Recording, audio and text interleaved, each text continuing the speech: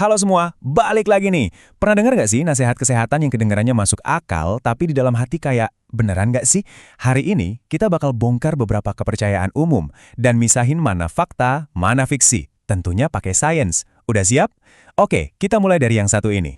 Katanya sih, ada golongan darah tertentu, sebut aja O, yang lebih kuat. Sementara yang lain, mungkin A, lebih gampang kena penyakit. Ide ini tuh sering banget loh aku denger, entah pas lagi ngobrol santai atau bahkan di gym. Tapi, apa beneran ada dasar ilmiahnya? Coba kita selidiki.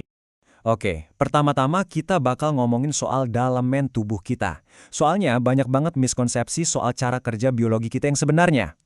Gini, golongan darah itu emang krusial banget buat urusan medis. Nyocokin darah buat transfusi atau transplantasi itu penting banget, biar darahnya nggak gumpal dan jadi bahaya. Jadi ini emang penanda genetik yang fundamental. Tapi kalau buat prediksi sistem imun kita secara umum, nah itu cerita lain lagi. Jadi, intinya adalah ini mitos. Meskipun ada beberapa penelitian yang nunjukin ada hubungan, ingat ya, hubungan itu bukan berarti sebab akibat. Di dunia sains, jenis penelitian kayak gini tuh nggak terlalu kuat buktinya. Faktor gaya hidup kayak pola makan, olahraga, dan tidur itu jauh lebih ngaruh ke kesehatan kalian daripada golongan darah. Oke, kita pindah ke mitos lain soal penuaan. Analogi ini keren banget sih, ngegambarin apa yang terjadi sama tubuh kita kalau nggak aktif. Ini ngebawa kita ke konsep penting yang namanya usia metabolik. Gampangnya, usia metabolik itu adalah usia daleman kita. Seseorang yang umurnya 40 tahun tapi rajin olahraga bisa aja punya fungsi organ kayak orang umur 22 tahun. Makanya atlet kayak Cristiano Ronaldo atau LeBron James, biarpun umurnya udah nggak muda lagi, recovery-nya bisa secepat atlet yang jauh lebih mudah. Jadi ya, ini fakta. Usia di KTP emang ada ngaruhnya, tapi nggak sepenting yang kita kira. Dengan ngejaga tubuh tetap aktif, kalian bisa bikin usia metabolik kalian tetap muda. Yang benar-benar bisa ngebostin pemulihan dari cedera, nggak peduli umur kalender kalian berapa. Oke, ini nih pertanyaan buat jutaan orang di antara kita yang harinya nggak lengkap tanpa secangkir kopi. Kita semua tahu gula itu jahat, tapi gimana dengan kopinya itu sendiri? Jangan-jangan minuman favorit kita ini diam-diam merusak kesehatan jantung kita? Nah, angka ini kuncinya. Penelitian nunjukin kalau kafein itu kan stimulan ya, dan kalau dosisnya ketinggian, ya bisa mulai ngaruh ke tekanan darah. Batasnya itu kayaknya sekitar 6 shot espresso. Di bawah itu buat kebanyakan orang, efeknya minim banget. Jadi jawabannya nggak sesimpel iya atau tidak. Agak rumit nih. Kalau kamu sehat, ngopi 3 atau 4 cangkir sehari sih kemungkinan besar aman-aman aja. Tapi kalau udah lebih dari 6 cangkir atau punya riwayat penyakit jantung, nah kafein ini bisa jadi pemicu masalah. Jadi intinya, konteks itu segalanya. Lanjut, kita bongkar mitos seputar makanan dan olahraga. Dunia fitness itu kan penuh banget sama aturan yang seringnya lebih banyak mitos daripada fakta. Nah, buat yang lagi bulking atau coba naikin massa otot, pasti pernah dengar kekhawatiran ini. Idenya tuh, makan kalori dan protein sebanyak itu bakal bikin lambung kerja rodi sampai rusak. Tapi beneran gitu?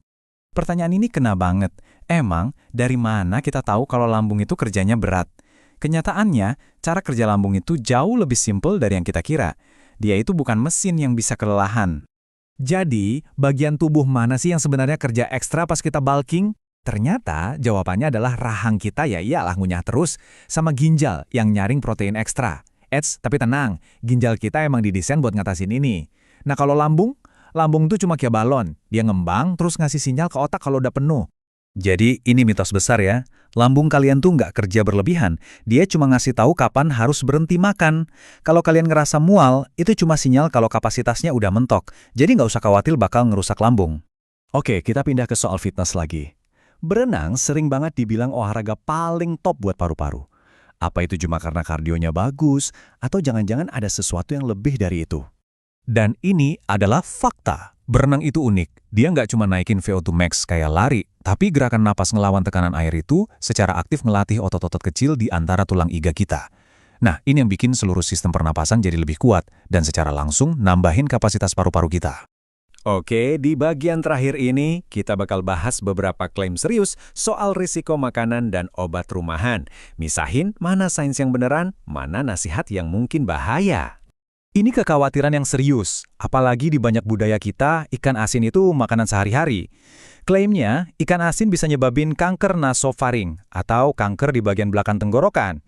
Coba kita lihat prosesnya. Proses kimianya sebenarnya cukup simpel.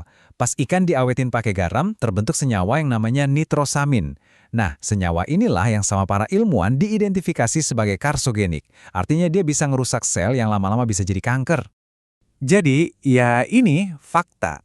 Kuncinya ada di frekuensi. Makan sesekali mungkin nggak apa-apa. Tapi kalau rutin, apalagi dari kecil, risikonya terbukti naik signifikan. Katanya juga, ngukus ikan asin itu lebih baik daripada digoreng buat ngurangin pembentukan senyawa berbahaya ini. Sekarang, buat obat rumahan. Saraf kejepit itu kan sakitnya bukan main ya, dan banyak yang coba obat tradisional, kayak rebusan daun pandan buat ngobatin. Tapi ada bukti ilmiahnya nggak sih? Ini jelas-jelas mitos. Hubungan antara daun pandan sama saraf tulang belakang itu, kata sumber kita, jauh sekali. Saraf kejepit itu masalah mekanis, penyebabnya postur duduk yang jelek atau cara ngangkat barang yang salah. Solusinya ya fisioterapi dan benerin kebiasaan-kebiasaan itu, bukan minum teh herbal. Jadi setelah kita bongkar semua mitos ini, apa sih intinya? Intinya bukan cuma ngapalin mana yang fakta, mana yang fiksi, tapi soal ngebangun pola pikir yang kritis. Lain kali kalian dengar klaim kesehatan yang heboh, coba berhenti sejenak dan tanya, ini berlaku dalam konteks apa? Buat siapa? Dosisnya seberapa? Jawaban buat hampir semua pertanyaan kesehatan itu nggak pernah sesimpel ya atau tidak. Semuanya selalu tergantung konteks.